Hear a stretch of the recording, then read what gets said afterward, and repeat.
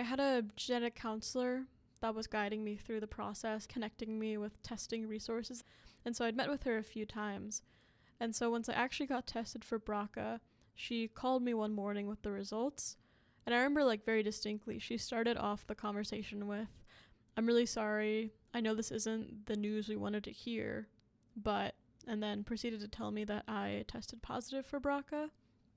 And the thing that really stuck out to me in that moment was I never told her necessarily that I wasn't hoping for a positive result. I never communicated that I did or did not want BRCA.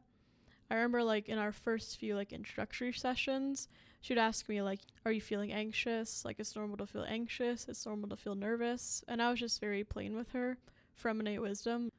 I'm not, honestly. I'm accepting whatever it is my body has to tell me, and I'm not looking at it from a fearful lens. Instead, I'm just kind of seeing it as information about myself. And so I thought it was really interesting. And I've heard this like response too from like family and like some of the friends that I told about this. Their immediate response is to say something like, "I'm so sorry. That's really awful. Like, that's really bad news." I feel like that definitely is a judgment that I'm experiencing about something that, like we said before, I physically could not control. It's just a fact of my body and how it was built. Are you using your operating system any differently now as these responses are coming at you from the outside versus in the past when these kind of responses on the outside were said to you, were communicated to you? Did you use your mind any differently then? Yeah, I can definitely talk about, there was definitely a big difference between how I approached it in the past and how I approached it this recent time around.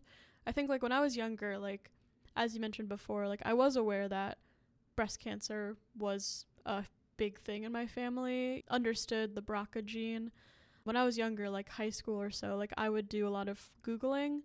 I knew like my mother's response was to be not super comfortable with talking about it. Like she would kind of say like, "It's not the best thing to have happen to you," and all these things about how it's like, honestly, like just put it bluntly, a cancer sentence.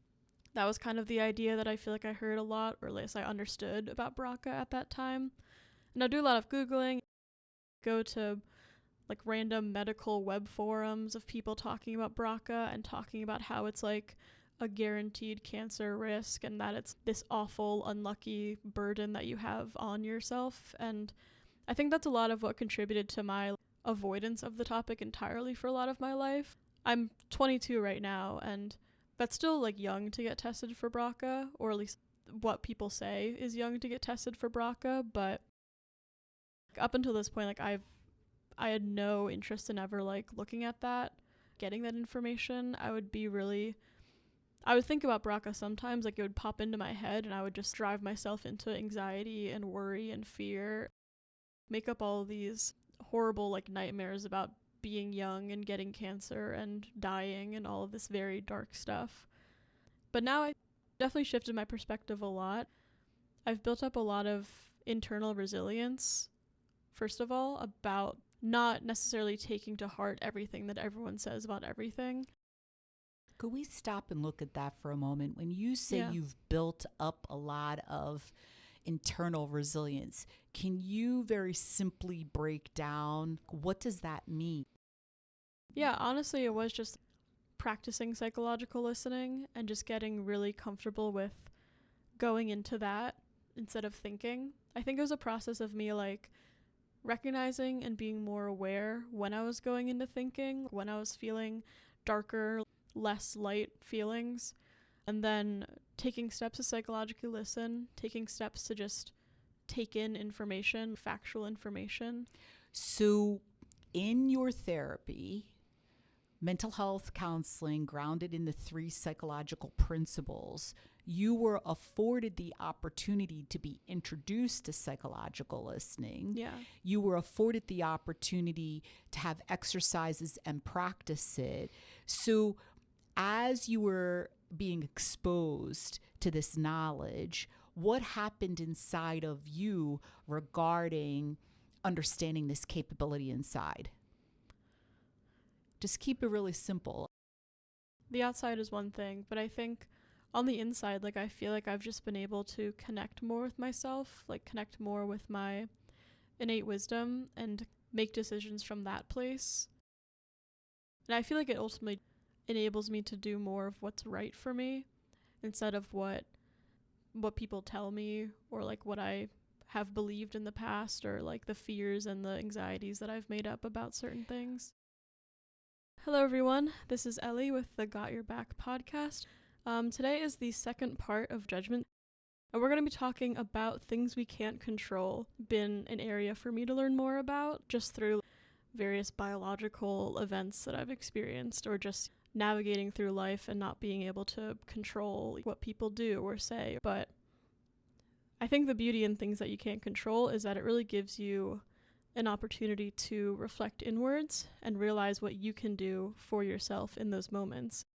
Hi, I'm Faith Escudero, licensed mental health counselor, licensed school psychologist, licensed special ed teacher, and elementary education teacher. Thank you so much for joining us today. I am the host of Got Your Back podcast along with Ellie. And I am your junior host. I have been an active client of mental health counseling for about 2 years now. I'm finishing up my 5th year at Northeastern University, and I'm excited to get into it today. I would like to do a shout out to Ritu while she's not here with us physically, to recognize her contributions in the first 5 podcasts. They've been great contributions. We really appreciate it. We're in for a treat with our topic today, things we can't control and judgment around that. Let's dive in. In the past podcasts, we have touched upon an essential capability inside called psychological listening. And in the first 5 podcasts, the exercise usually happened at the end because we spent quite a bit of time introducing the capability and giving some basic understanding about the importance of the capability. So today, it makes sense. We're going to start with the psychological listening exercise, and then we'll chat a bit about it afterwards, why it's such an important capability to cultivate inside, to experience greater levels of understanding about it. So let's begin with the psychological listening exercise. Wherever you are, whatever you're doing, please join us in this exercise. We're going to be psychologically listening through movement. So what you're going to be observing and noticing what's happening in your body as you complete the movements. We're going to start with the upper body, and let's begin with our neck. We're going to start doing slow neck rolls where we're moving our left ear to our left shoulder. We're bringing our chin to our chest. We're moving our right ear to our right shoulder. Nice, slow neck rolls. And you're just observing and noticing the sensations in your neck as you're moving and stretching your neck.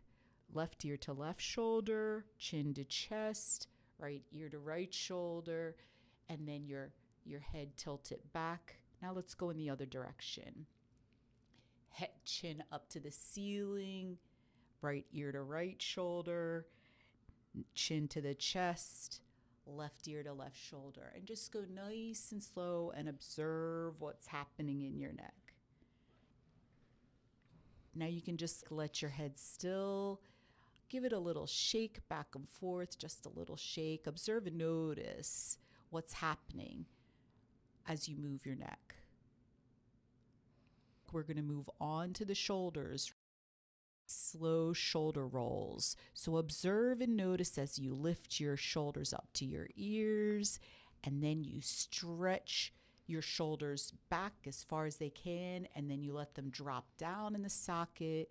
Bring them forward, squeezing them forward, bringing them up to your ears, and then squeezing your shoulder blades together. Let them drop down. Observe and notice what's happening in your shoulders as you do these slow, intentional shoulder rolls. Now bring your shoulders in the opposite direction. Observe and notice as you lift your shoulders up, you squeeze them to the front, you let them drop down, you squeeze them to the back, squeezing your shoulder blades together up towards your ears, and just like roll them slowly. One more time, observe and notice, roll them. Now just shake out your shoulders. Observe and notice as you shake out your shoulders, how they're moving, what it feels like in there. Lift our arms, stretch our left arm to the left wall, our right arm to the right wall, and feel them stretching. Keep your chest lifted, your shoulders back, and just feel the tension in your arms, the strength in your arms. Now, flex your wrists. So you're pushing your palms towards the wall and then pointing your fingers down and stretching the front of your hands. Point the fingers up towards the ceiling and now down. And let's do just some slow wrist rolls. Just notice what it feels like in your wrists. Now go in the opposite direction. And you can feel the strength in your shoulders and throughout your arms as you're stretching them towards the wall. Bring your fingers out, stretch your fingers, just wiggle them. Wiggle, wiggle, wiggle. Observe and notice what's happening in your fingers. Observe and notice what's happening through your hands and your wrists. Now let's flex at the elbow. You're bringing your hands towards your chest.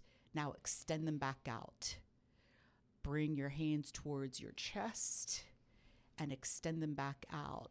Observe and notice what's going on throughout your arms, throughout your elbows, throughout your upper arm, throughout your lower arm. Now you can drop your arms and just shake it out, shake it out, shake it out, shake it out. Observe and notice what's happening in your upper body.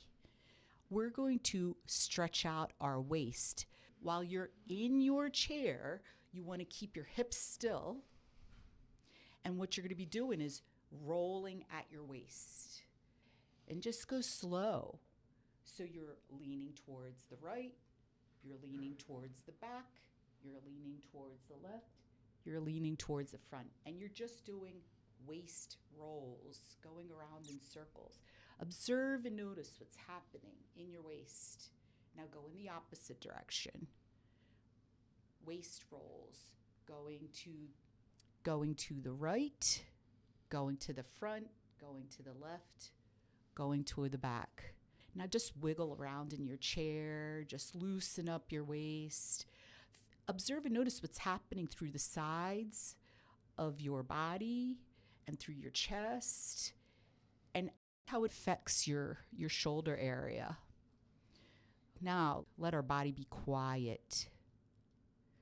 Observe and notice, does your upper body feel any different as it's just quiet? Ellie, what's happening inside? The psychological feeling or what's happening inside your head? Is there any kind of difference now in this moment? You know, I feel a lot more awake, actually. I was noticing, like, I just feel more, I think, like, the word is present, but I think to get a little bit more detailed about that, I just feel more alert, but not like in like a nervous way or anything. I just feel more like ready to take on this episode. I feel more ready to talk about this topic, ask questions, be present.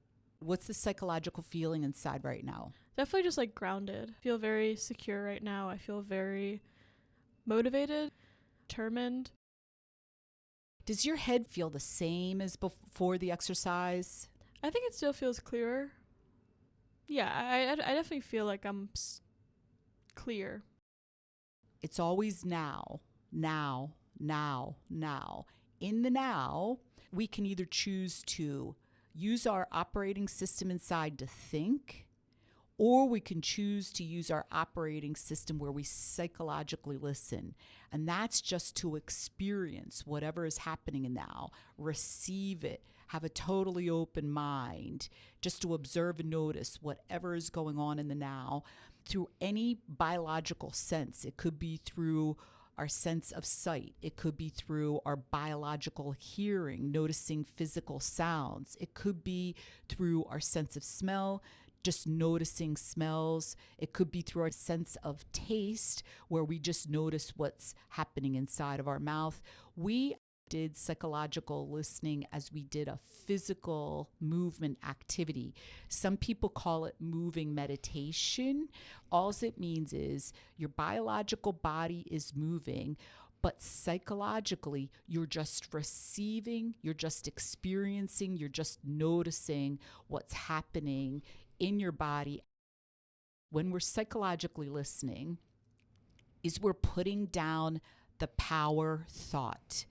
Our operating system has 3 powers in it, and the one power is called thought. It is a psychological element. It's like a magical paintbrush inside, and it's our ability to create.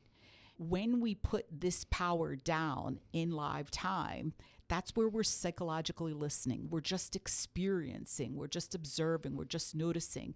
And when we put that power down, the power thought, what naturally happens is our awareness increases in live time. It upgrades in live time.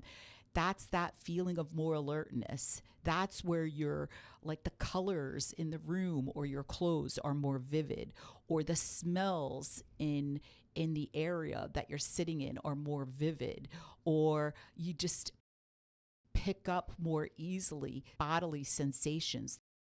Right now, I feel more of the coolness in the room. It's more clear to me like that there's a coolness that's happening in the room.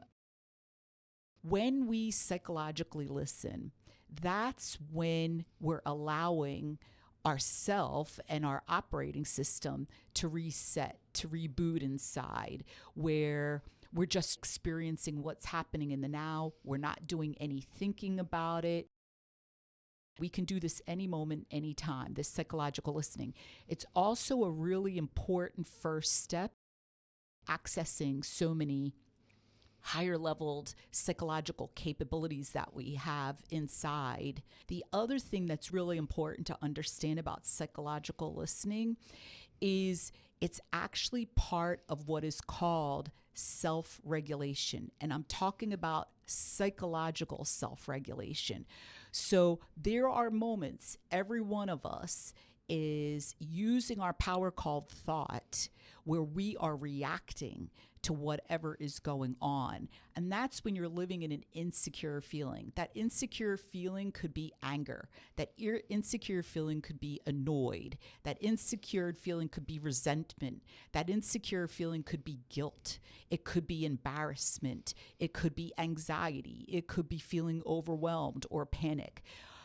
Those feelings are originating from picking up our power called thought, and we're actually using it to react to whatever is going on in live time or even inside of our head. So when we choose to go into psychological listening, what we're doing is independently, psychologically moving ourselves into a calm, resilient state. We are consciously allowing our operating system to be in an optimal state, to hit that reset button. And this is going within and using our operating system consciously to live in a secure state, a healthier state, a more productive, proactive state of mind. The opposite we do when we have a lower level of consciousness is we can have a habit to go to the outside and depend on the outside to temporarily make ourselves feel better. In previous podcasts, Ritu pointed out that's when we pick up an alcoholic drink, and not all the time when we pick up an alcoholic drink, but there are moments when we feel very unsettled inside. We feel in a heightened, insecure state, and a person can find themselves saying, oh, I need a drink to relax. I need a glass of wine to relax. What they're using is this thing on the outside to temporarily calm themselves down or clear their mind. But actually in those moments, The alcohol could be creating more cloudiness in the head because it's a chemical. That's when people might pick up a cigarette. That's when people might pick up the phone and try to call a friend and start talking to a friend or a relative, or go out and socialize. Those are activities on the outside. Some moments we're using those activities, we're depending on those activities to let ourselves feel in a better state. And this is where addiction begins, is where we less consciously use our mind, we less consciously understand our capabilities inside and how our operating system works, and we depend on the outside to temporarily make us feel better. When we have a greater level of understanding of our operating system, when we cultivate a greater levels of mental health, we understand inherently from facts. Instead, we can go to the inside and we can start using our operating system more consciously. We can start accessing these natural capabilities, psychological capabilities we are built with when we're born. And throughout entire our life, they're in their capabilities we have. Instead, consciously start going into psychological listening. It takes a number of moments, but we can go into a psychological listening state where those anxious thoughts, those insecure thoughts, those thoughts of boredom, those thoughts of guilt, those thoughts of shame, those thoughts of embarrassment, we're allowing them to leave. We're allowing them to dissipate. We're allowing our mind to clear. This is our 6th podcast. And since we've discussed psychological listening somewhat in the previous ones, it made sense to start this podcast practicing that capability, understanding it a little bit deeper. So we're already in a healthier state of mind as we listen to this podcast and take in the facts that are being discussed. Is going to be super helpful for you to listen and understand at greater levels. I have a quick question, Faith. Sure. I was wondering if you could go a little bit into detail about the difference between like less consciously reacting to something versus more consciously like responding to an event. Great question. So we have this powerful operating system inside, and we're using it every single moment from the time we're born until the time we die. So throughout our entire life, every live moment, we're using this operating system. When we understand at greater levels, we have it inside and how it works, we just more naturally use it consciously. For example, I was riding my bike in the bike lane, coming home from a doctor's appointment. Biologically, I'm hearing this honking, and it's becoming more clear psychologically. Something is approaching that's not right. I just was observing and noticing the biological sounds, the honking. And then as I'm observing and noticing it, I used my power thought to say, what's the right thing to do? Independently, psychologically, what I saw from clarity was just get off of the bike lane, start walking on the sidewalk. It made sense. I developed more awareness, like what is going on before I move forward with my bike in the bike lane. The light turned red. I'm not using my power thought to judge it, to be anxious, to start going into a lot of fearful thinking. I'm just observing and noticing what's going on. It became apparent to me that at least one of the cars, the man was very, very distressed. He was yelling, screaming out of his car windows. He was honking his horn. There was something very much wrong going on inside of him. Because I was using my operating system consciously, I was in a very calm, grounded state inside. I could feel it. Because of the level of mental health I've cultivated, psychologically listening has become very natural. The guy was yelling very personal, nasty things towards me, the person on the bike. So if I less consciously used my mind, my operating system, I would have more easily picked up the power called thought. My magical paintbrush would have more easily made up a lot of insecure thoughts about this guy yelling directly at me and saying these very nasty things to me. It could have been I get angry, yelling back at him. All of those are thoughts, and all of those are being created with my operating system, with my power called thought. I could have started making thoughts up where I'm really scared, that this guy's really scary. I could have made up a whole bunch of different things with my power called thought. And because of what I've learned, the mental health I've cultivated, I was able to access these more sophisticated capabilities very simply, very naturally, and just be in a very resilient state. And what came to mind was to say to the guy to please calm down, because I have an understanding. When we're really angry, our heart rate increases, it accelerates. I just had an inner knowing his blood pressure was really high. Plus, when a person's angry like that, that's a greater possibility he's going to make a mistake, crash his car, crash into someone. First of all, kept myself safe. And then second of all, I consciously responded, trying to encourage him to calm down. That's what just made sense. When the light turned red and he took off and he was still cursing profusely out the car, what came to my mind was to pray for him. And I asked God to help him because he appeared to be very troubled. This is coming from innate wisdom, common sense, resilience, a secure state.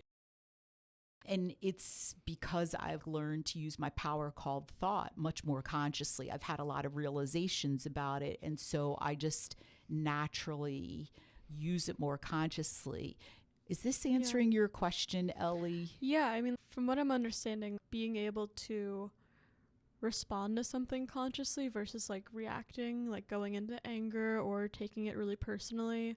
He's attacking you specifically because of who you are or whatever. Instead of going into those insecure reactions, I feel like what you're saying and getting at is that the choices that you were able to make in that situation were both a lot easier on you. You weren't putting yourself through that level of anger and insecurity, or weighing yourself down with all these thoughts of what's wrong with me. But it also allowed you to kind of look out for him, be more compassionate in that situation, trying to make a decision that was in both of your best interests instead of two people just getting angry at each other and fighting, and no one really makes it out of that in a better feeling. What I've realized over time is the way nature built our operating system, nature really came up with this sophisticated design. When we use it consciously, that's where we are able to love unconditionally. I'm not thinking positively. I'm not making up these imaginary positive thoughts. I'm using my mind where I'm seeing from an objective level of understanding, universal facts. Oh, this is what's going on right now. The way the guy is using his operating system, he's just causing himself a lot of distress. It really has nothing to do with me at all. It would have been anybody on a bike or anybody he considered to be in his way that he would have been yelling at. It wasn't me personally. It's just how he's come to use his mind. You're on a lot more solid ground inside. Your level of awareness is much greater, just like we experienced in the psychological listening exercise. You don't take things as personally. When you take things personally, that's using the power thought and seeing from a subjective level of understanding, which is the opposite of facts. Number one, you're in a healthier state and a healthier feeling psychologically. Your biology is healthier. Your heart isn't racing. Your stomach isn't doing somersaults. So your body's functioning optimal level, reducing the possibility of sickness happening. And on top of that, you're able to connect more easily, more simply with other human beings, even when they're not in a good state. It's the recipe for world peace. It's the recipe for when leaders are disagreeing, leaders of countries or institutions, for them to learn to use their mind consciously, they could spend more time connecting, understanding one another than creating these civil wars or attacks on other countries or big, huge disputes and arguments. So it's really about learning to use your mind more consciously. That's a good segue into the topic of the episode, because that was a thing that you couldn't control. He was coming from wherever he was coming from and chose to start yelling at you for like you didn't ask for that. He was saying very, very graphic insults to me. He was just attacking and going metaphorically for the jugular. So I'm saying when we use our mind consciously, we really just inherently from inside can actually be very calm and clear. I didn't even know that situation was going to happen. With all the mental health I cultivated in previous moments, it allowed me to be able to do that in that moment. And you're right, that is a perfect segue for us to go deeper into our topic today, and that is things we cannot control. It was totally out of my control that someone would be driving in a car and really be in a bad state. Is there anything we can do about that? And in the case there is, what can we do about this? A lot of social examples, which I just gave you a social example. We're going to actually get into our biology. And when we have no control over something that's happening in our biology, because this is even a tougher circumstance, and your body is doing certain things, you have illness or illness symptoms, judge that? Or do you use your mind to see it from an impersonal resilience state, psychological listening?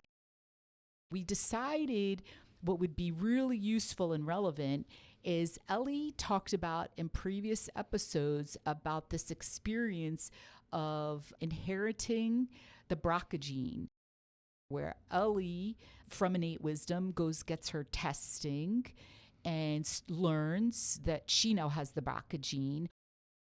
Today, it would be most useful for her to talk about what was out of her control was how her provider talked to her and guided her, how her family and friends talked to her and responded in the best way they could about learning she had the BRCA gene.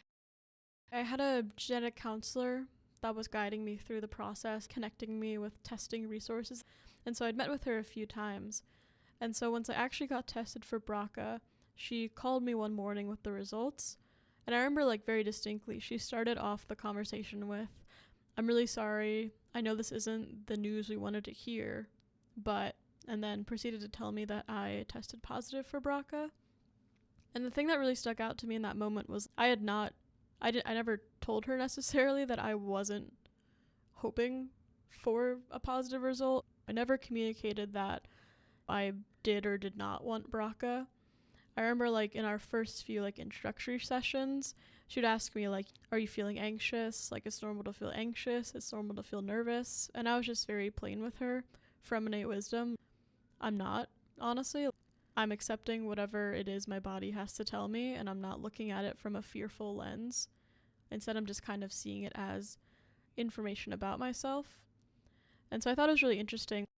And I've heard this like response too from like family and like some of the friends that I told about this. Their immediate response is to say something like, "I'm so sorry. That's really awful. That's really bad news." I feel like that definitely is a judgment that I'm experiencing about something that, like we said before, I physically could not control. It's just a fact of my body and how it was built. Are you using your operating system any differently now as these responses are coming at you from the outside versus in the past when these kind of responses on the outside were said to you, were communicated to you? Did you use your mind any differently then? Yeah, I can definitely talk about, there was definitely a big difference between how I approached it in the past and how I approached it this recent time around. I think like when I was younger, like as you mentioned before, like I was aware that breast cancer was a big thing in my family, understood the BRCA gene. When I was younger, like high school or so, like I would do a lot of Googling. I knew like my mother's response was to be not super comfortable with talking about it. Like she would kind of say like it's not the best thing to have happen to you and all these things about how it's like, honestly, like just put it bluntly, a cancer sentence. That was kind of the idea that I feel like I heard a lot, or at least I understood about BRCA at that time. And I do a lot of Googling, go to like random medical web forums of people talking about BRCA and talking about how it's like a guaranteed cancer risk and that it's this awful, unlucky burden that you have on yourself. And I think that's a lot of what contributed to my avoidance of the topic entirely for a lot of my life. I'm 22 right now, and that's still like young to get tested for BRCA, or at least what people say is young to get tested for BRCA. But up until this point, like I had no interest in ever like looking at that, getting that information. I would think about BRCA sometimes, like it would pop into my head and I would just drive myself into anxiety and worry and fear, make up all of these horrible like nightmares about being young and getting cancer and dying and all of this very dark stuff. But now I definitely shifted my perspective a lot. I've built up a lot of internal resilience, first of all, about not necessarily taking to heart everything that everyone says about everything. Could we stop and look at that for a moment? When you say you've built up a lot of internal resilience, can you very simply break down what does that mean? Yeah, honestly, it was just practicing psychological listening and just getting really comfortable with going into that instead of thinking. I think it was a process of me like recognizing and being more aware when I was going into thinking, when I was feeling darker, less light feelings, and then taking steps to psychologically listen, taking steps to just take in information, factual information. So in your therapy, mental health counseling grounded in the 3 psychological principles, you were afforded the opportunity to be introduced to psychological listening. Yeah.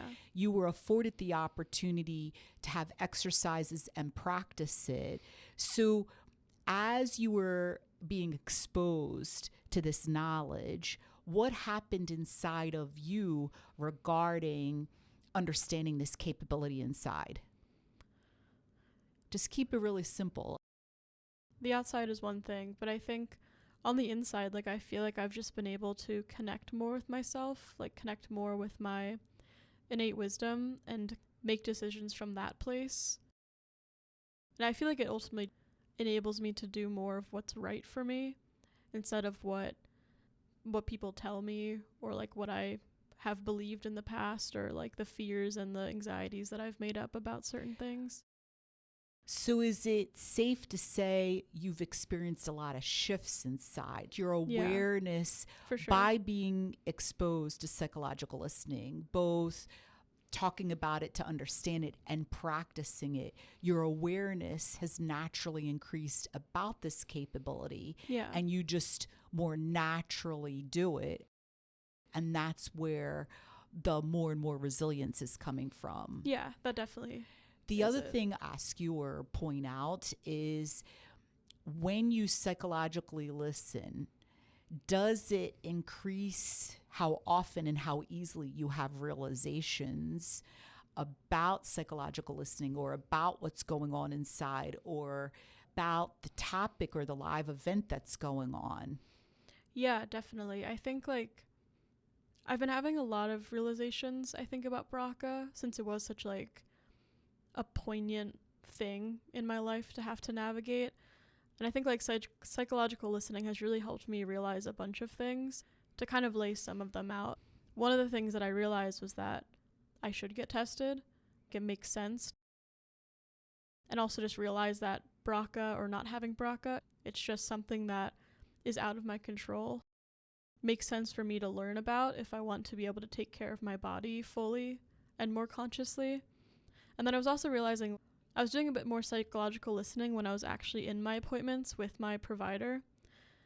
And it was more so just being able to pick up on like things that didn't necessarily make sense or things that I think I didn't just want to like take to heart. For example, she was providing me with a lot of statistics and information about other people with BRCA have done and when people normally start testing.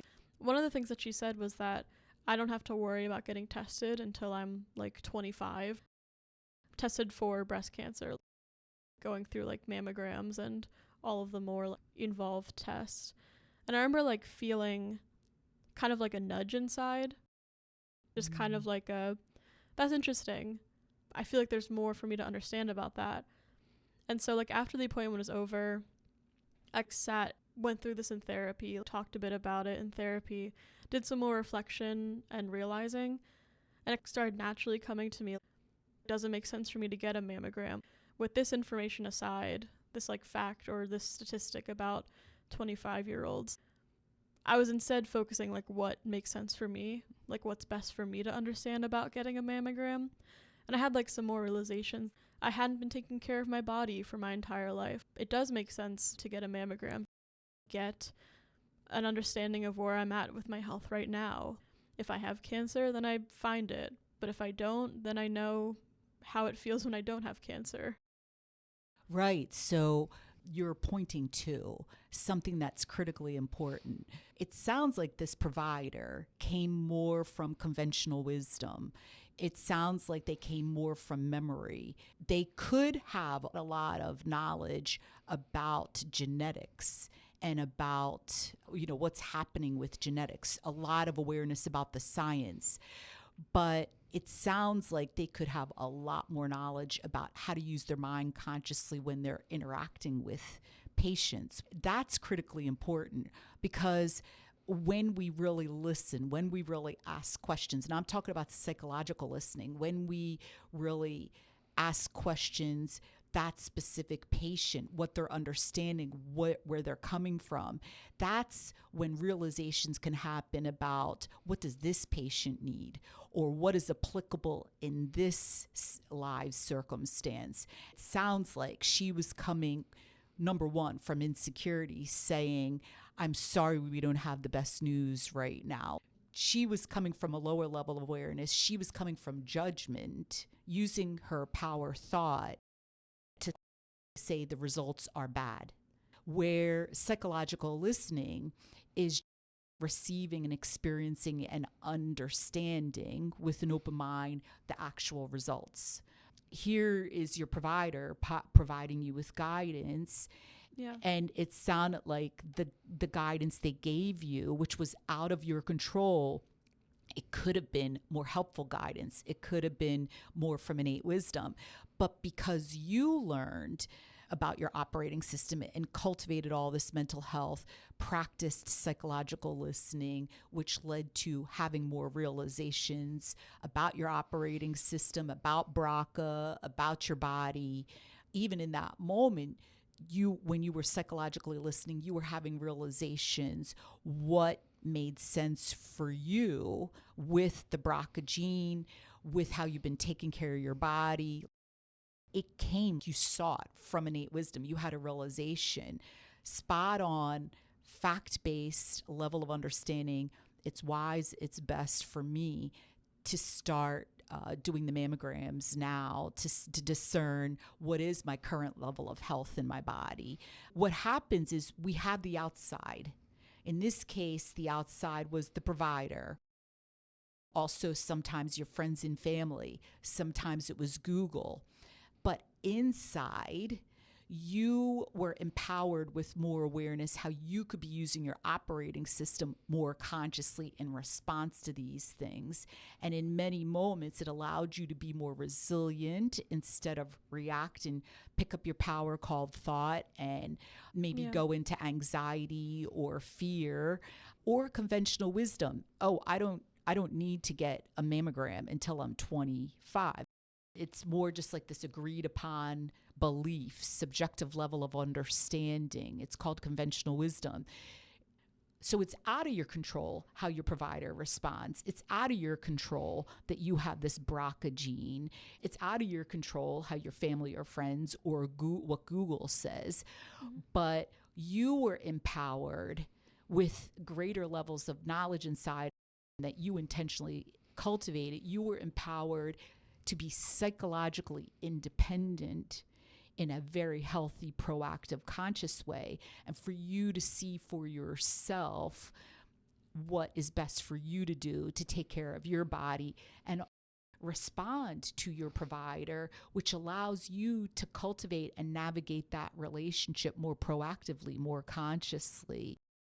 It allows greater relationship boundaries, because a boundary is basically an invisible thing between two people in a relationship, whether that relationship is parent-child, medical provider, patient, boyfriend, girlfriend, or boyfriend, or boss employee, or employee employee. These are all different types of relationships, and there's boundaries, invisible boundaries, and by understanding them at greater levels, you're more empowered. So to keep it really simple, the boundaries are my thoughts, my feelings, my experience, my perspective originates from the inside and how I'm using my operating system.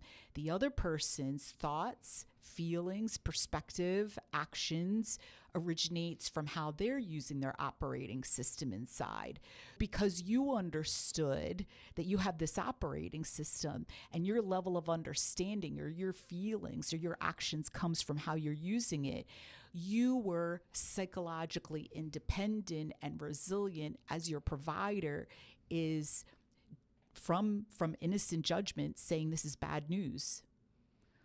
You were able to psychologically independently navigate that and not go into a bad insecure feeling when she's saying that. You could independently discern for yourself what to think, what to experience, what to feel, what actions to take.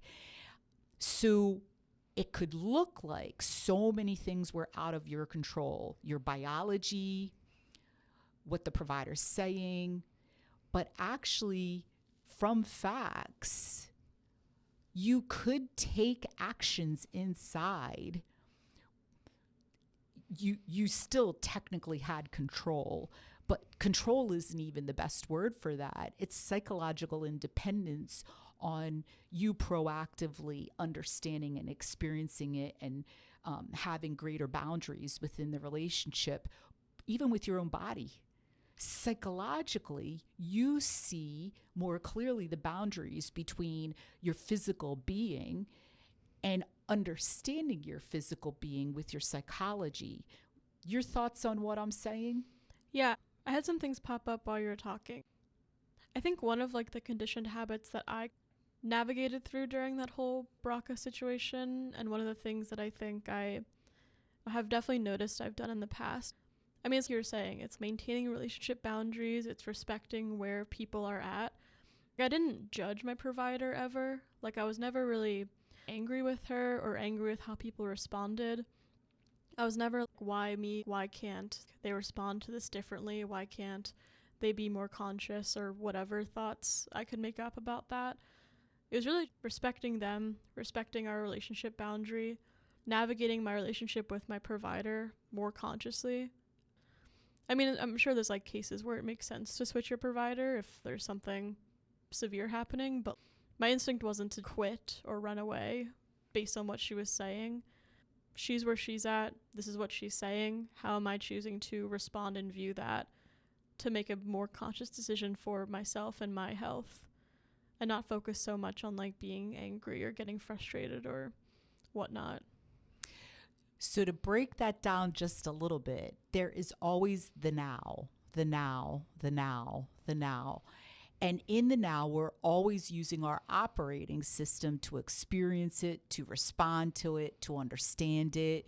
And in the now, we really only can choose one thing in the now, whatever that one thing is.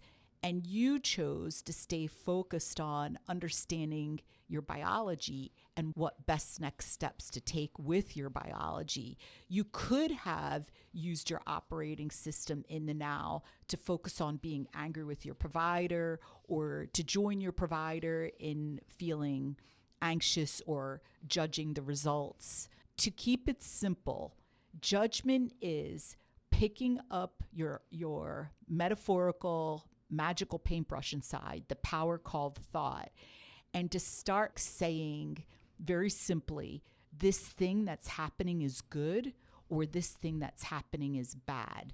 It's you're using the power called thought to subjectively judge the situation. The opposite of that is picking up your power called thought to understand the situation at greater and greater levels.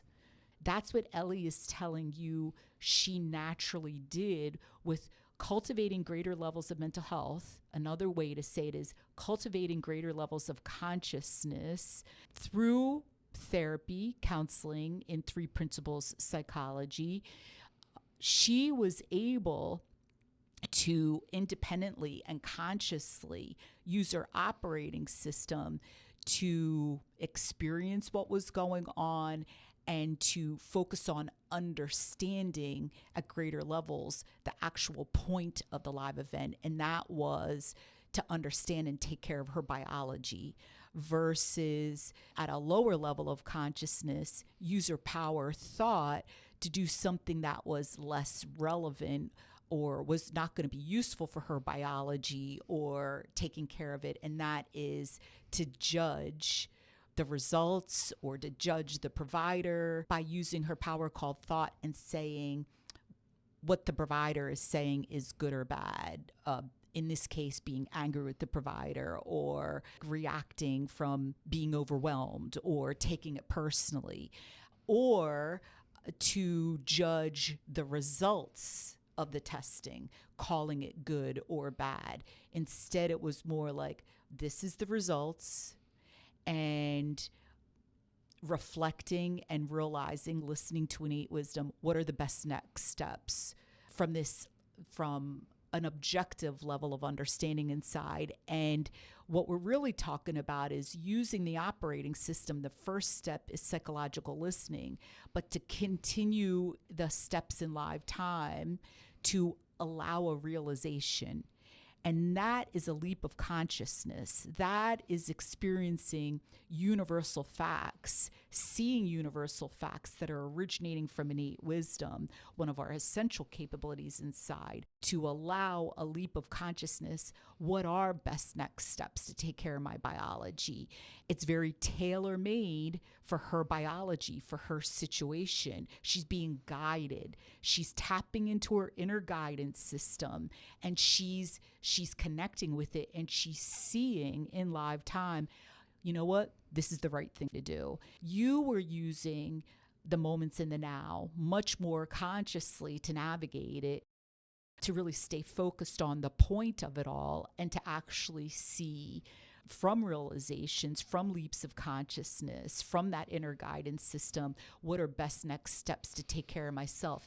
Can you simply, quickly contrast that with how you used to take care of yourself? Like, how did you used to use your operating system with lower levels of mental health? For sure. And I think actually this kind of ties into something that I think would be cool to talk about, realizing versus believing stuff.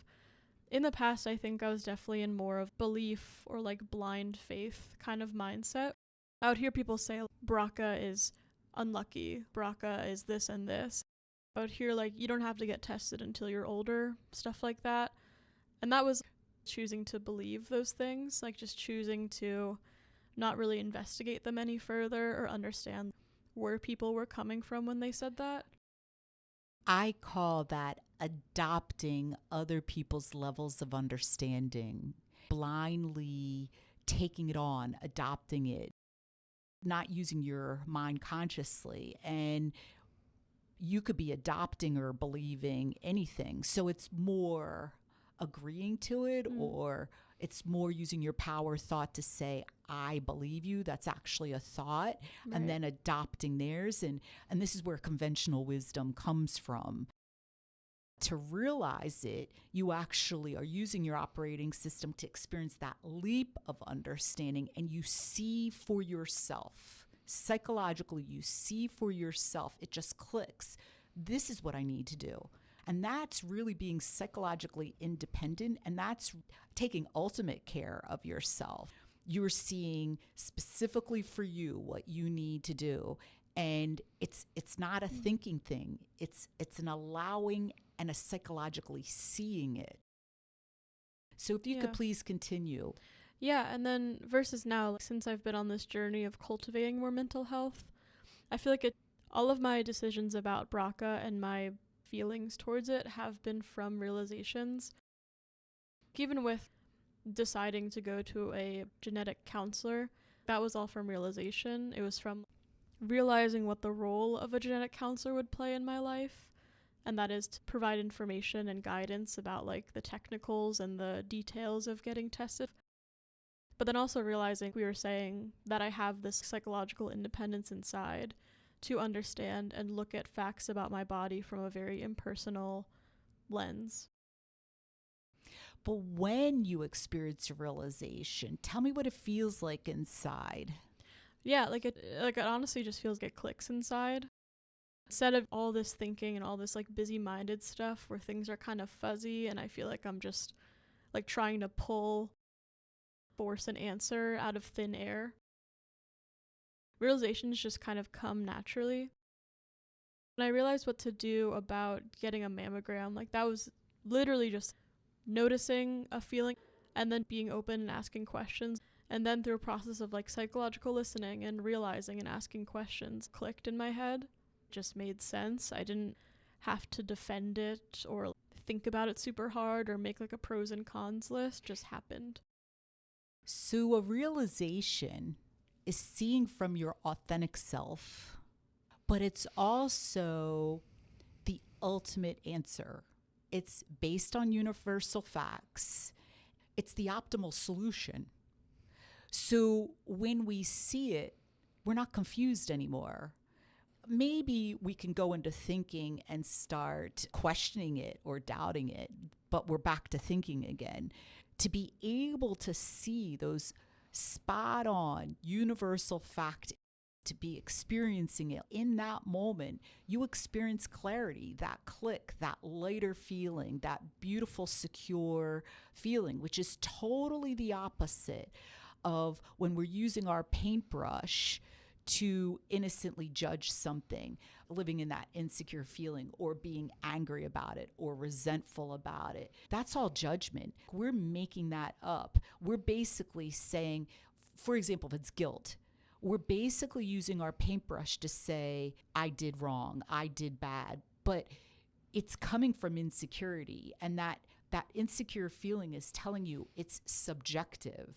Versus that realization, when that click happens inside, when that new level of consciousness happens inside, the feeling is light, the feeling is clear. And so the difference in the feeling of the dark, insecure, heavy feeling, that pressure inside, versus the feeling of that lightness and that clarity and that security, that feeling is really communicating when we're seeing from a subjective level of understanding something that we are making up inside, the opposite of facts, versus when we are actually experiencing the facts, the spot on answer, the universal facts that are coming through. It's just a really important capability to understand inside, because we just don't need to be so confused. We don't need to be blaming others. We don't need to be so angry all the time. All of that is just innocently using our operating system less consciously. It's like sometimes I've compared it to like a chainsaw, where it's like having this powerful thing. And the more knowledge you have about the chainsaw, you're going to be able to do amazing things with it. You're going to be able to do sculptures with it, build houses with it. gets somebody who's been in a crashed car, that's stuck in a car, you're going to be able to use that chainsaw to get that person out of that car. Where if you use a chainsaw, that powerful thing with lower levels of knowledge, that's where a lot of destruction happens, hurting yourself, hurting someone else, cutting down electrical wires, and everybody has no electricity or a fire starts or something like that. So that's just a metaphor for our power inside, our operating system inside. The more we invest in cultivating more mental health, we use this powerful operating system in very proactive, healthy, conscious ways, and we more easily and more naturally psychologically listen in live time. We're resilient. We more naturally look in the direction of allowing realizations versus going into believing a lot of erroneous information that actually could get us into a lot of trouble. When it can seem like things are out of our control, we have our operating system inside where we use it consciously. It makes a huge difference. Any other thoughts coming to mind about that? Yeah, Ellie?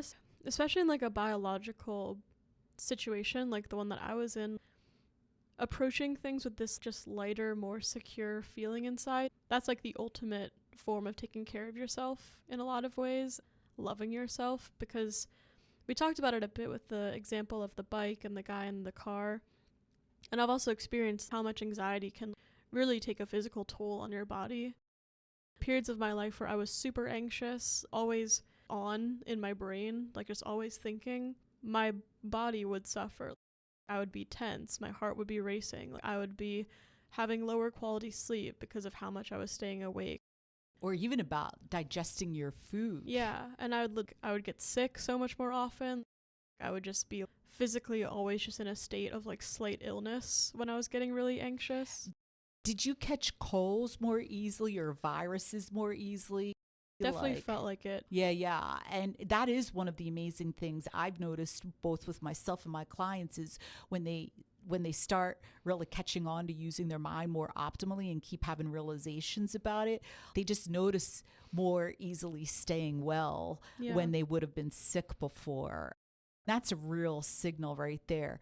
The other thing I'd like to point out as you're bringing this up is that in live time, when we use our mind more consciously, we are allowing our body to be in a healthier state. So in the case with Ellie having BRCA, the BRCA gene inside, the more she uses her mind consciously, her immune system is able to function more optimally. And there's less and less of a chance that she might develop cancer just because in live time, how many moments she's allowing by using her operating system more consciously for her body to function more optimally. The other point to point out is when there are moments in time where maybe you feel some biological sensations that are communicating, oh, time to get a checkup or something's going on. Like, honestly, you could catch something faster and sooner just by listening to your body more consciously and making more conscious decisions by using your operating system more consciously. If something's going on, there's a greater chance you're going to pick it up much sooner and faster, which also increases the odds of greater biological health. The other thing I want to point out is, say at some moment in time, whether it's Ellie or someone else, all of a sudden learns they have some very serious illness inside. To be using the operating system consciously, you're going to be able to make the best decisions in your treatment, in your assessing your biology. That is also going to make another huge difference as far as what happens with your biology. Does it heal quickly? Do you get the accurate treatment or not? The other thing is in the moments while you're going through that illness, you could still be using your mind consciously where your body is able to function optimally, where you can heal more thoroughly, more quickly. So there's a lot, even when it seems like it's out of our control.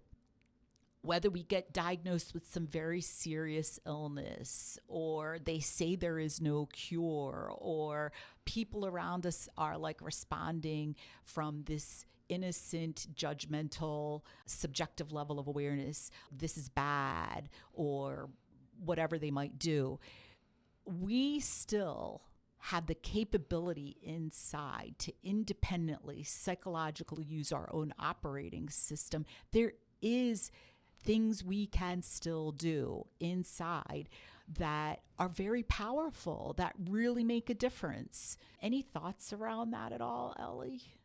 Yeah, definitely. Like, I'm just kind of like thinking about a bunch of different experiences I've had in my life since being more mentally healthy. Even just like a small example, I was home with my family and everyone was sick, and reflecting on that moment, I think it was factually aware that there are people around me that were sick, but I wasn't believing that this means I have to get sick, or believing I have no control in whether I get sick or not. Part of what I was doing was like more consciously spending time outside and moving my body and staying more hydrated and noticing more if I was starting to feel symptoms. If I woke up one morning with a scratchy throat, it would take like drinking soothing tea, doing more to kind of proactively and consciously take care of my body instead of just falling into like, oh my God, like this sucks so bad. Like I hate having this symptom or whatever. That's a great example of using your operating system to create a lot of judgmental thoughts about what's going on in your body. And the thing to understand there, while we're creating those judgmental thoughts, we're not really understanding what's going on in our body or how to take care of it. Plus, we're adding this extra duress on our body, which is a natural consequence when we start going into those insecure, judgmental thoughts. That's where our heart rate starts going up. That's where our breathing becomes more shallow. That's when our stomach starts doing twists and turns and feels really unsettled. These things might seem small. It's very consequential in our level of understanding. To say, to use our operating system to say it's bad that I'm feeling sick right now, that is a lower level of understanding. To use our operating system to just listen to what our body is expressing, that is a greater level of understanding. That's a factual level of understanding. So it's not just about living in positive feelings. It's not just about living in negative feelings. What's really important to understand is it's about the level of understanding we have inside. And that level of understanding leads to decisions and actions. And that's where some people might use the phrase, it's manifesting. It is from our level of understanding that we make decisions, that we act. That's where we're starting to manifest the level of understanding that's inside. So to have that greater level of understanding, to have that objective, fact-based level of understanding means we are doing higher quality decisions and higher quality actions, and we are actually in the process of manifesting something so much better. It's not really about the outside. It's about really what we're doing on the inside and what we're understanding about, whether it's our biology or our relationship. Anything else to add to that, Ellie? Yeah, no, I just feel like been really interesting for me, at least personally, to like gradually learn this whole idea of things are out of your control, but that's part of life. Having a more accepting mindset to how unpredictable and how chance, or whatever you want to call it, life is. And I think it's just been a like really empowering, motivating, inspiring. Know and learn over time that like I have this capability inside that allows me to navigate and understand, and even like at times appreciate the world that I live in, and just know more consciously how to take care of myself and live in a lighter feeling. And I just think it's been really great. So we had a whole nother part planned for this podcast, but we really kept an open mind whether to do it as the next podcast or to have a longer podcast. This podcast, Ellie and I understood the importance of what we were talking about today. So we really allowed to ourselves to be present, to really elaborate and dig into this topic. So what we're going to say to you is, in our next podcast, we're going to talk about something else that's equally as important. And that is, we are all built with psychological capabilities inside. Sometimes they're called intelligence. Sometimes they're called how smart I am, how I'm able to respond to situations, and whether it's academics, whether it's socially. So we are going to dig in the next podcast about how we're naturally built psychologically, where it can seem like we have no control. We actually, through using our mind consciously, can have greater awareness about those capabilities inside and really utilize them more fully. And this is beyond confidence. This is beyond liking ourselves, believing in ourselves. This would actually be like us understanding ourselves and really going full throttle with those capabilities that are inside. What we can call it is a greater sense of self. It's seeing oneself more and more clearly, one's authentic self, and life originating from that. Join us, learn more fully what you're capable of and have greater levels of understanding about it, instead of maybe thinking you're not good enough. Or thank you so much for joining us today on this part 2 of Judgment, things that are out of our control, how we can use our operating system to call them good or bad, or to feel like we can't do anything about it. A really enlightening conversation. I'm so glad to have this conversation with you, Ellie, and to be able to share this with our listeners. This is Faith Escudero, host of Got Your Bad podcast, all things mental health. And I am your junior host, Ellie. And please come back and join us to experience new levels of consciousness about your psychology inside and your capabilities. Until then.